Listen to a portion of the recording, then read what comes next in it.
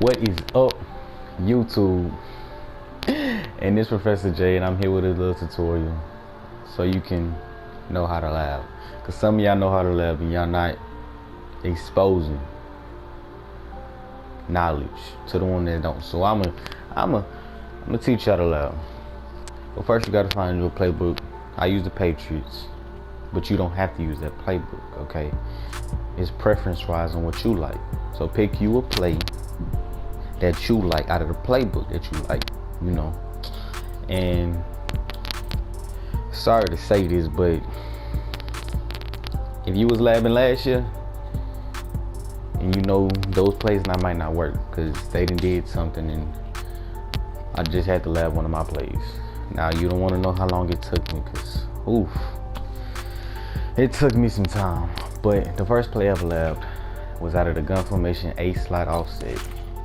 And I went down and it's called post. So I pick my play and then I go against a nickel and I go against Tampa 2. First thing I do cover 2, then I do cover 3.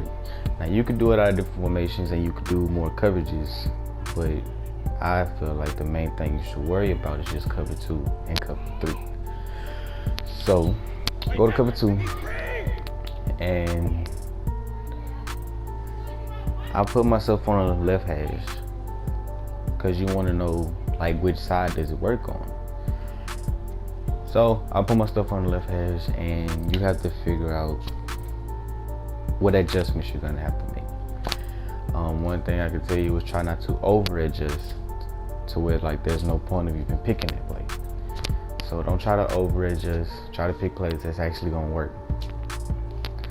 And so when you're laughing, you have to see, is it gonna work on this side, or if I flip the play, will it work, or if I motion him, how is that gonna work? And you just see what gets open. So the first thing you do is find what's open when you just run a play base.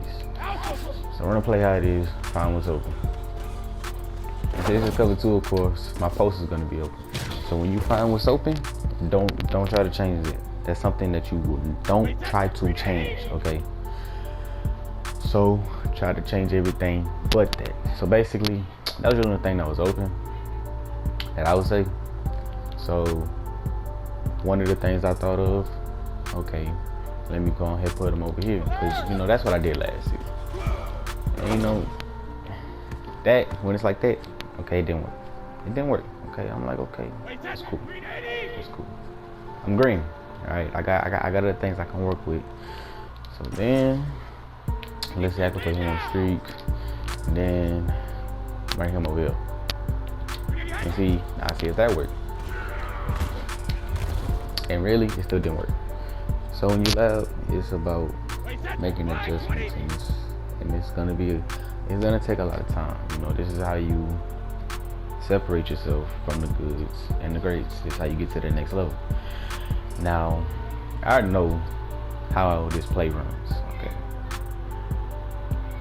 I'm going to show you how to run, but first, let me remember first. All right, so I'm back, and for cover 2, this is what I do on this poster. Y'all can use this if you want to, but I advise you not, cause it's my play, alright? But it's cool. This is what I do right here. Now, when you figure out what works, make sure you have at least 3 receivers open. Well, 2 to 3 receivers open. So if when you go get somebody else and they using one, you always have that second option, no matter what. So this is what I run. And so I still got that drag route. I got my post and I got that angle. If he would just keep running his route. But you see, now that's what I do against cover 2. Now when you find it, you keep running it over and over and over again. Same thing, so that when you get in the game, it's just muscle memory. Boom. Running some different routes, you know. When I'm thinking of something, I try to have a deep route, a short route, and possibly a middle route. You know, because just in case whatever the situation is, I can always go to this play and boom, I got it. So this this is what I do with cover 2. Now cover 3 is different. Alright, because cover 3, that post is not going to be open because that's kind of the whole point. So, against cover 3, I had to do something different. And it's a little trick that you do. Like when you trying to see what works and what doesn't work. I basically use some routes as distractions. So I use it and I try to make them like get off of them or whatever, so that my route can be open. And you gonna see this right here. So it's cover 3, and this one I realized that I had to flip the play to make it work. So this corner route right here, he's always open. He's pretty much open every time, and that post route helps. So I keep that post route. So I flip the play, and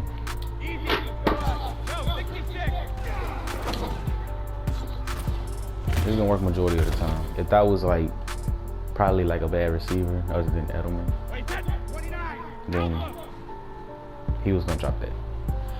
But when I say I use, now I have something on the right side, cool, whatever. Now I need something on the left side because my tight end also runs a post corner. So then I see, okay, he's covered up. They all over him, like white on white. So I'm like, okay, cool. All right, cool. I understand. I can work with that.